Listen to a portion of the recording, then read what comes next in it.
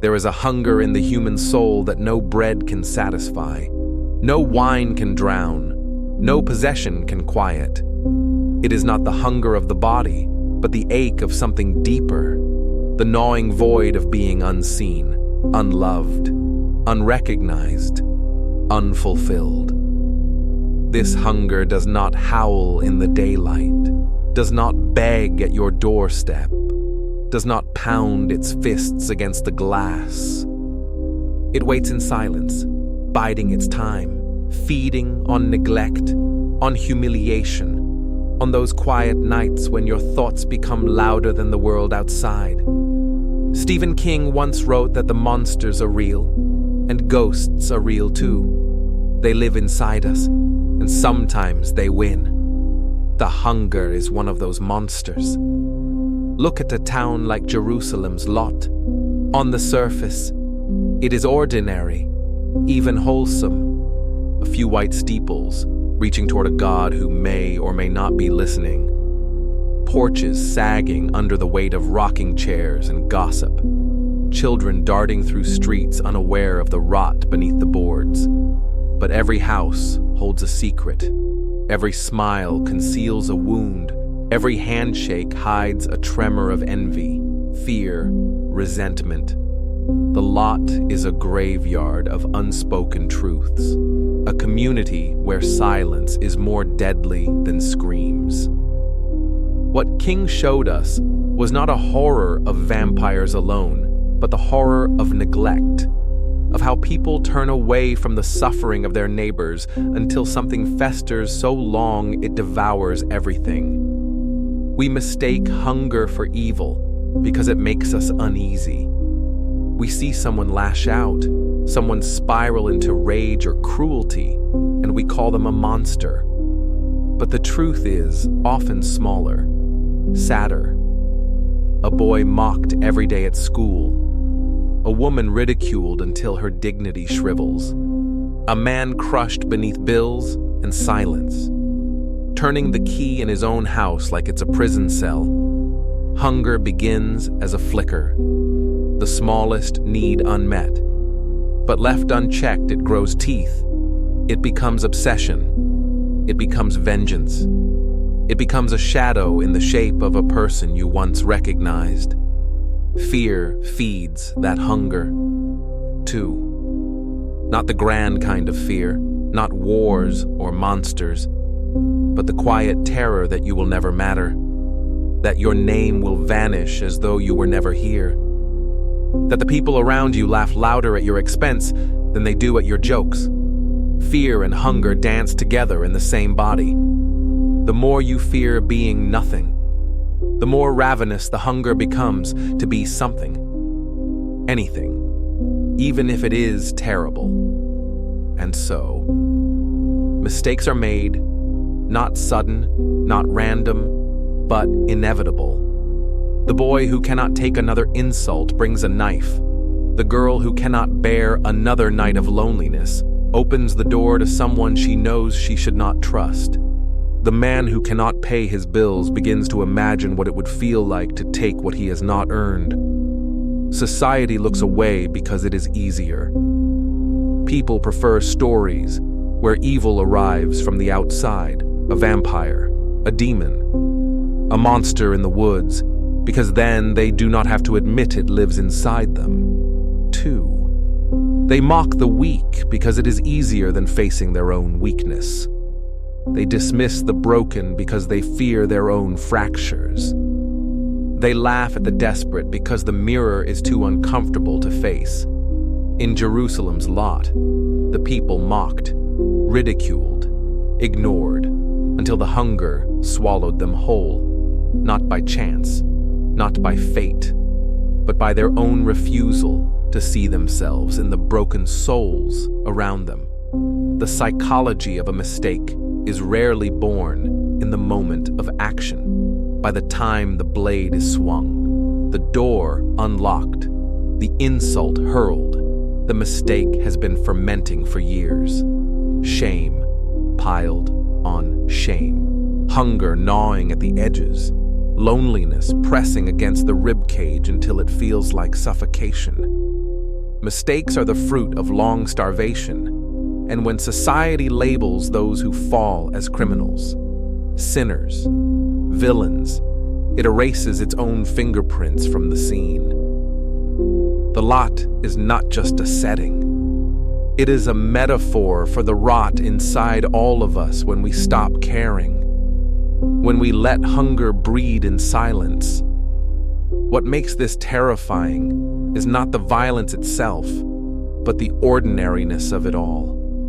No one thinks they will become the kind of person who lashes out. No one believes they will one day stand at the edge of an act they cannot take back.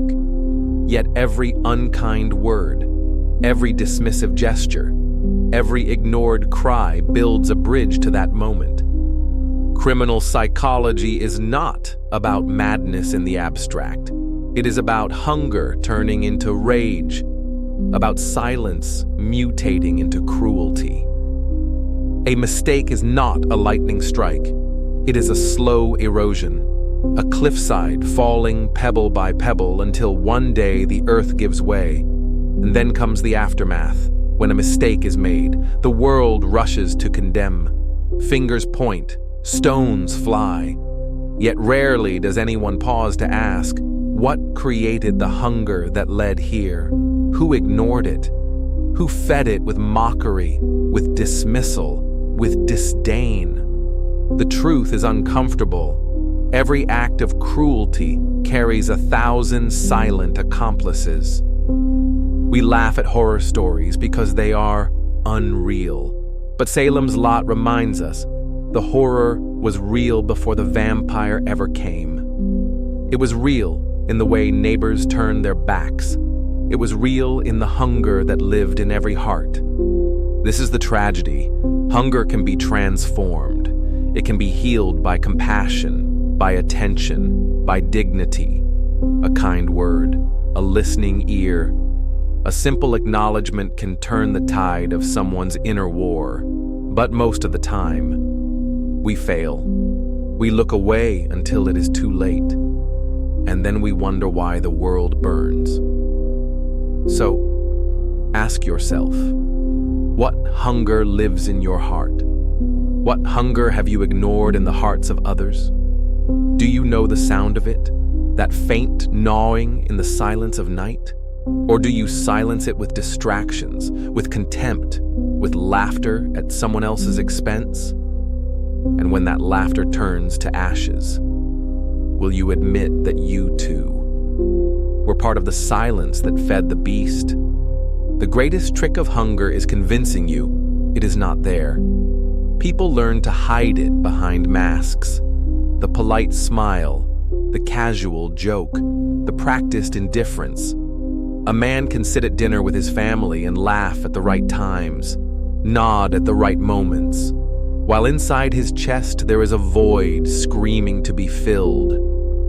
A woman can pose in photographs, flawless in appearance, while her nights dissolve into endless scrolling, searching for something, anything, to remind her that she exists.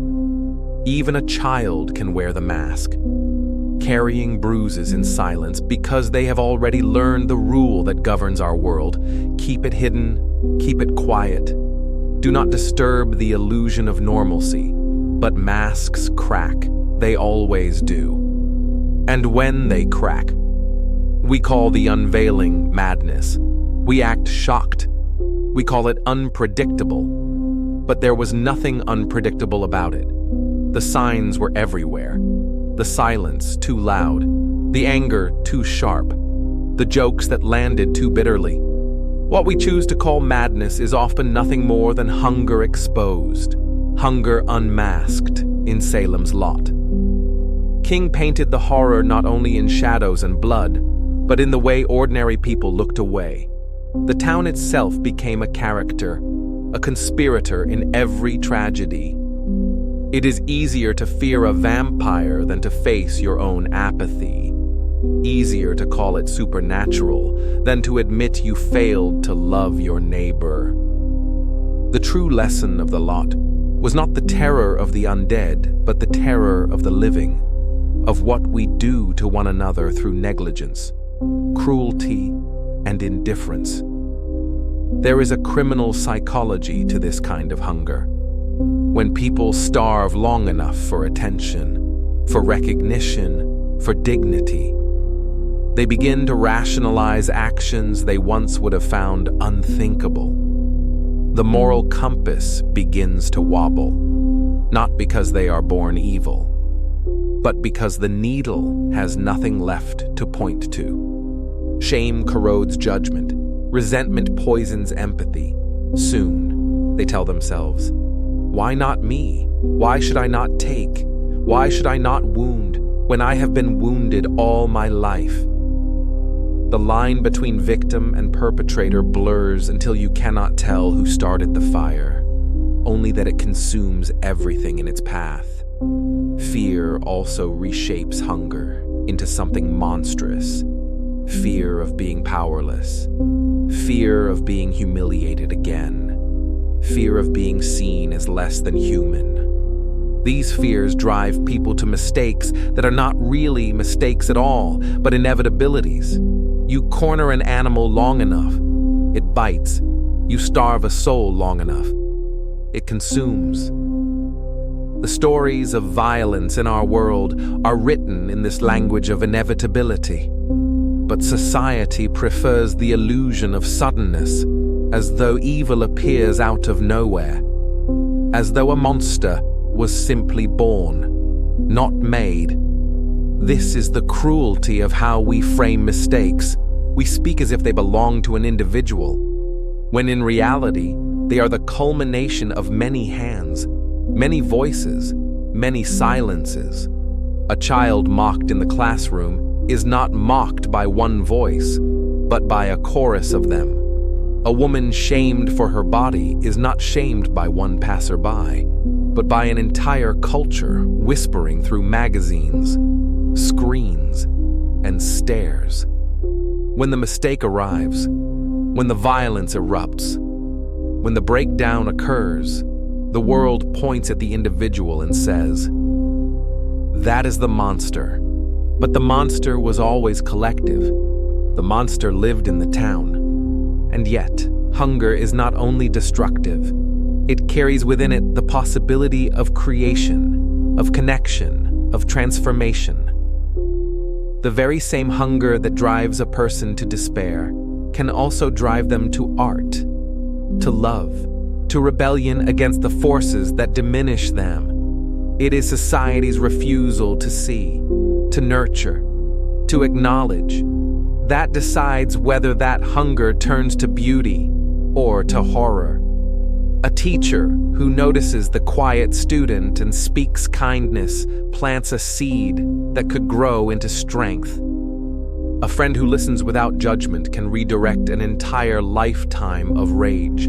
These are small acts, but they are the only weapons we have against the gnawing void. Think of how many lives are decided in the smallest moments. A joke that wounds, or a word that heals. A door closed in someone's face, or a seat pulled out at the table. These moments ripple outward, unnoticed by the world, but inside someone's chest they accumulate, building a case for or against life itself. Hunger listens to those moments, records them, grows fat on them. By the time a person makes their so-called mistake, it is already too late. The verdict has been written by the 1,000 tiny cuts of neglect or cruelty they endured. This is why compassion is not optional. It is not softness, not sentimentality, not weakness. It is survival. It is prevention. It is the only antidote to the hunger that festers inside us all. Without compassion, we become the lot, a town waiting for its own undoing, unaware that it has already begun. With compassion, we may never fully defeat the hunger, but we can tame it. We can redirect it. We can keep it from growing teeth sharp enough to tear us apart. But here lies the deepest struggle, to show compassion to others. You must face the hunger within yourself. You must admit your own loneliness, your own fear, your own quiet ache, and this is terrifying. To look in the mirror and see not a whole person but a patchwork of needs unmet. Most people prefer denial. They project their hunger outward, disguising it as judgment, ridicule, scorn. They feed their emptiness by mocking someone else's. It is easier to laugh at the broken than to admit you are breaking. 2. Yet, denial is dangerous, because hunger denied does not disappear. It metastasizes. It turns inward, devouring confidence, self-worth, hope, or it turns outward, lashing at anyone who mirrors your own pain. The tragedy of human psychology is that what we refuse to face in ourselves, we punish in others. The very weakness we hate in our reflection becomes the target of our cruelty when we see it in the faces around us. That is why the bullied so often become bullies. That is why cruelty feels cyclical, generational, inevitable, unless someone breaks the chain, unless someone, somewhere, decides to recognize hunger for what it is, not shame, not weakness, not evil, but a plea. And so, the question remains, one that Salem's Lot whispered beneath every shadow. Who will listen to the plea? Who will break the cycle? Who will risk acknowledging not only the hunger in others, but the hunger in themselves? Because if no one does, then the lot is not a story of the past, not fiction, not metaphor, it is prophecy. A prophecy that every community, every heart carries within it. There is always a moment when the hunger reveals itself, a breaking point where the mask slips and the truth bursts forth like blood from a wound.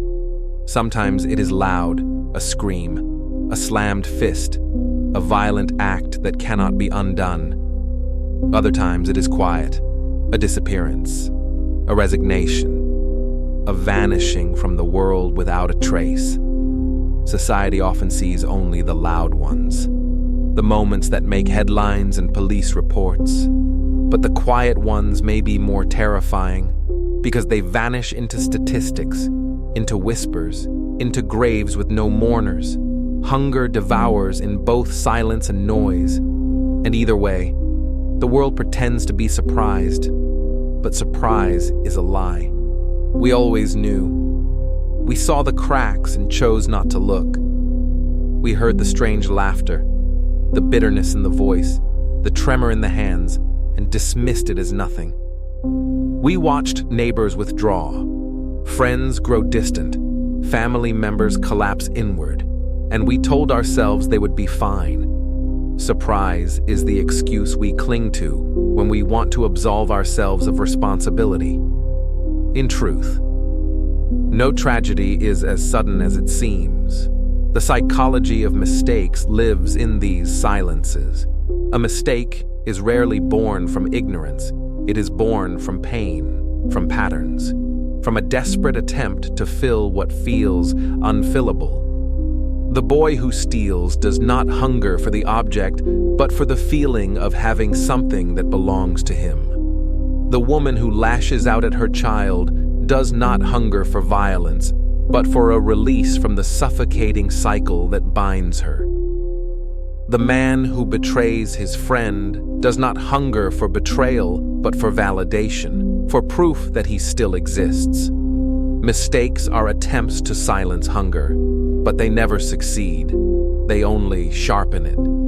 And here is where society's cruelty strikes deepest, after the mistake. We condemn not only the act, but the hunger itself. We criminalize need. We shame loneliness. We ridicule despair, instead of offering the very compassion that could prevent another fall. We double down on cruelty, ensuring that the cycle continues. It is not enough that someone has stumbled. We insist on grinding their face into the ground, until they are unrecognizable, then marvel when they return to the world twisted and dangerous. This is why King's vision lingers in the bones long after the page is closed. Salem's lot was not about vampires. It was about hunger made visible.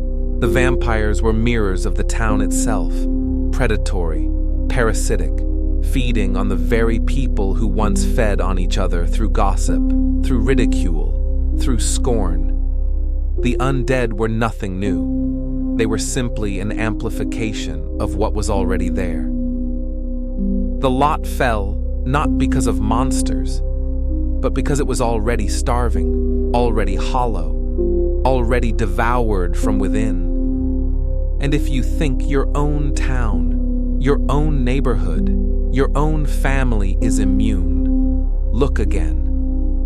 Look at the hunger in your co-workers' eyes when no one speaks to them at lunch. Look at the hunger in your child's silence when their story is interrupted for the 5th time. Look at the hunger in your own reflection when you close the door at night and the world stops pretending to notice you. Hunger is everywhere, and it is growing. What we call progress has only sharpened its claws.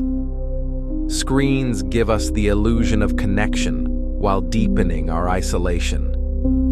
Success is measured not in fulfillment but in comparison, leaving us starved no matter how much we consume. And yet, there is hope, fragile, fleeting, but real. The same psychology that drives mistakes can be turned toward healing. Hunger can be redirected into purpose, into creation, into empathy. But this requires courage, not the courage to fight an enemy outside, but the courage to face the enemy within, to admit that you hunger, to admit that you ache, to admit that you are not whole. Only then can you recognize it in others. Only then can you respond not with ridicule or denial, but with compassion. Compassion, however, is not clean. It is messy, inconvenient, often unrewarded. It demands that you step into someone else's chaos, that you allow their hunger to brush against your own, and that terrifies most people because compassion exposes you. It reveals that you, too, are fragile, that you, too, are starving in your own quiet ways. It is safer to laugh, to judge, to condemn. But safety is an illusion. What you push away in others always returns to you. Every hunger you mock is a hunger you will one day face in the mirror. There is a line, invisible, shifting, and perilously thin, between the ordinary person and the one who becomes a cautionary tale. We pretend that criminals, monsters, villains are different species, born from some separate soil, but the truth is far more uncomfortable. They are us, pushed further down the road we already walk. You think you would never steal, never betray, never harm, but hunger does not ask for permission. Hunger waits until the right moment, the right silence, the right humiliation, and then it whispers, "Why not?" And here lies the final cruelty of society, when someone finally gives in to that whisper, when they become the story we all fear. We point at them and say, "Not me, never me." We exile them into prisons, into headlines, into pariahdom, so we can sleep at night believing the monster has been cast out.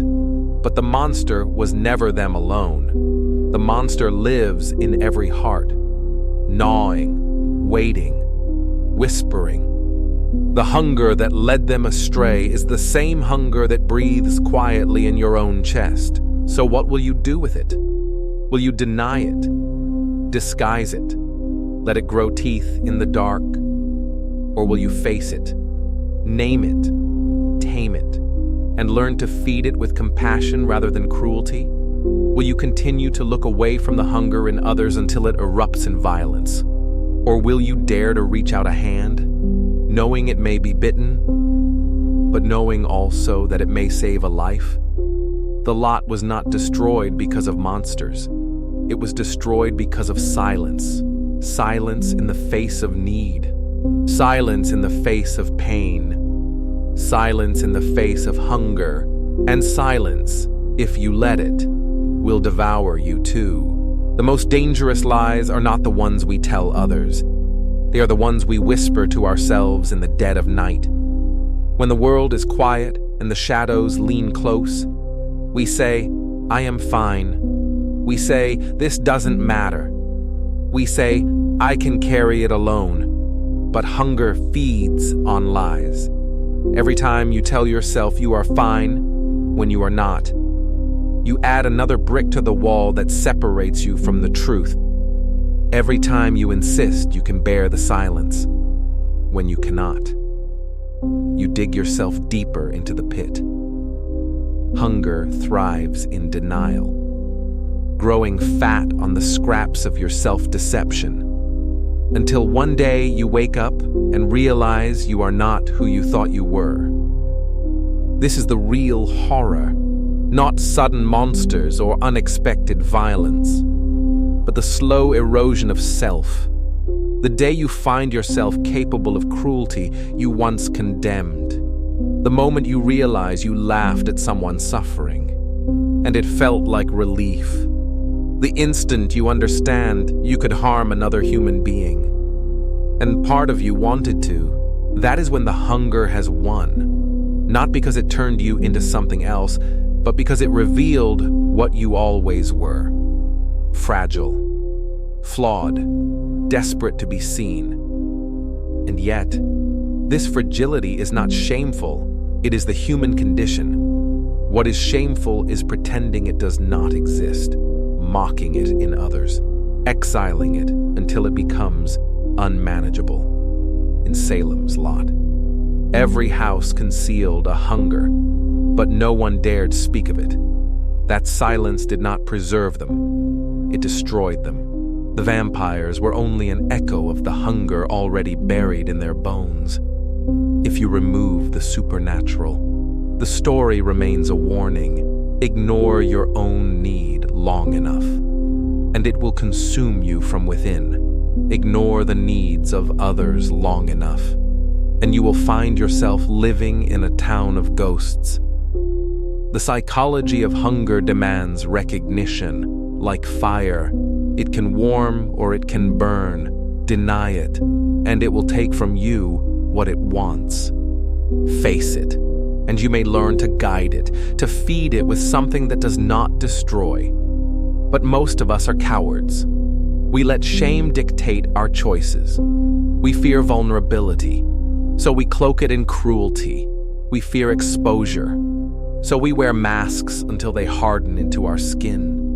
We fear compassion, because compassion requires us to feel, and feeling hurts. And so the hunger remains, gnawing, restless, insatiable. But imagine, just imagine, what it would mean to live differently. Imagine if you looked at your neighbor and saw not a rival, not an annoyance, not a stranger, but a mirror.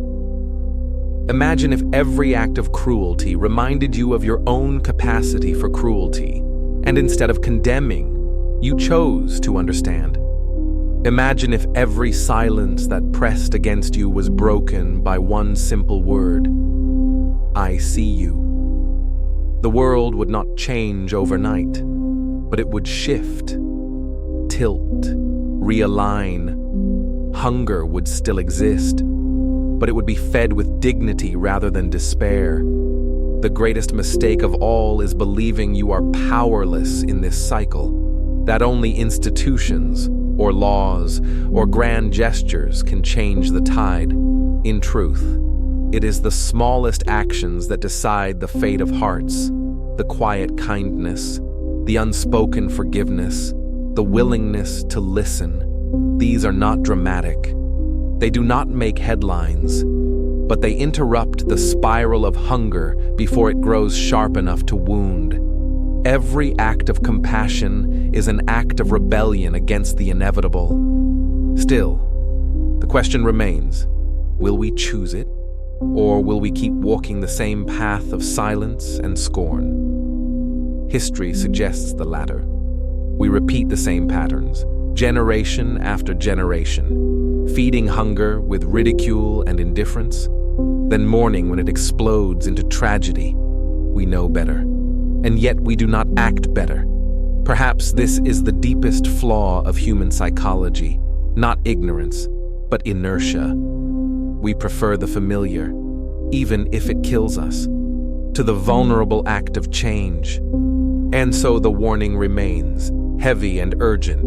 The hunger is not going away. It lives in every heart, yours included.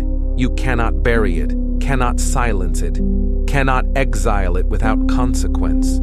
You can only decide how it will be fed. Will you let it grow teeth and devour the ones you love? Or will you dare to face it, to name it, to feed it with compassion, honesty, and connection? The answer is not abstract. It is written in the way you speak to your children, in the way you treat your neighbors, in the way you respond to your own reflection when you feel the ache of emptiness pressing at your ribs. Stephen King once said, "We make up horrors to help us cope with the real ones." But perhaps the opposite is also true. The real horrors help us cope with the illusions we create. We invent monsters so we can point to something outside ourselves, so we do not have to admit the monster within. But when the story ends, when the book closes, when the lights come back on, the hunger is still there, waiting. And so I ask you, not as a narrator, not as a voice in the dark, but as another human being with hunger in his own chest, what will you do with yours? Will you let it fester in silence until it shapes your mistakes? Will you laugh at the hunger in others until the laughter turns to ash in your throat? Or will you be bold enough to face it, to name it, to answer its plea with something other than cruelty? Because in the end, the lot is not a place. It is a condition. It is wherever hunger goes unacknowledged, wherever silence becomes complicity, wherever compassion is buried beneath fear. The lot is here. The lot is now. And the hunger that lives in every heart is a warning you cannot ignore. Every story about horror, every story about despair, ends the same way, with a mirror. Because horror is not about the thing that stalks you in the dark. It is about the reflection it forces you to see when the light comes back on. The vampire is not the danger, your hunger is. The haunted house is not the prison, your silence is. The monster was never out there, it was always in here, waiting for acknowledgement, for release, for redemption. And that is why the most terrifying thought is not that the world is full of monsters, but that the world is full of people who look away. Indifference is the soil in which horror grows. Every time you dismiss someone's cry for help, every time you mock someone's weakness, every time you choose silence over compassion, you water the roots of something that will one day grow sharp and uncontainable. Salem's lot burned because no one dared to tend to the hunger before it was too late. But let us not fool ourselves. The lot is not fiction. It is a warning disguised as fiction. The same silence exists in our streets, our schools, our families. The same hunger stalks the corners of our rooms when the lights go out. The same mistakes are fermenting in the shadows of people we pass every day. The question is not whether horror will return. The question is whether we will do anything to stop it. And yet, the solution is not grand, not heroic, not cinematic in the way movies and novels portray it. The solution is quiet. It is humility. It is courage in the smallest forms. It is listening when the world tells you to ignore. It is kindness when cruelty would be easier. It is honesty when the mask feels safer. These are not dramatic acts, but they are the only ones that matter. They are the only ones that starve the hunger of its poison. Perhaps you believe that you are safe, that your hunger is manageable, that the darkness inside you is weaker than the light. Perhaps you are right, but safety is fragile. All it takes is one humiliation too many, one silence too deep, one betrayal too sharp. And you may find yourself on the edge of a mistake you swore you would never make. Do not underestimate the hunger. It has devoured stronger souls than yours. This is why reflection is not optional. You must ask yourself, what am I starving for? What do I long for that no one has given me? Where does the ache live in my chest, and what am I doing with it? If you cannot name it, you cannot tame it. If you cannot face it, it will face you, and it will not be gentle. And then comes the harder question. Whose hunger am I ignoring? Who sits in silence around me, waiting for someone, anyone, to notice? Who hides behind laughter, behind anger, behind indifference, because they are too afraid to show the truth? And when their mask finally cracks, will I have the courage to see them, not as a monster, not as a mistake, but as a human being starving for something I may be able to give? The weight of responsibility is unbearable if you carry it for the world. But it is bearable if you carry it for one person at a time. You cannot heal the hunger of every heart, but you can heal the hunger of one, and sometimes that is enough to change the course of an entire life. Remember this, horror is not inevitable. The lot did not have to fall. The hunger did not have to grow teeth. The silence did not have to become complicity. But the people chose it. Day after day, they chose ridicule over compassion, judgment over understanding, silence over courage. And when the fire came, it was not punishment, it was consequence. So what will you choose? That is the question that lingers. Heavier than any monster, more terrifying than any ghost. What will you do with the hunger in your heart? What will you do with the hunger you see in others? Will you deny it until it consumes you? Or will you dare to feed it with love, with dignity, with compassion? Do not dismiss this as philosophy. Do not tuck it away as just another story. This is your story. This is your mirror. And when you walk away from it, you will carry the hunger with you.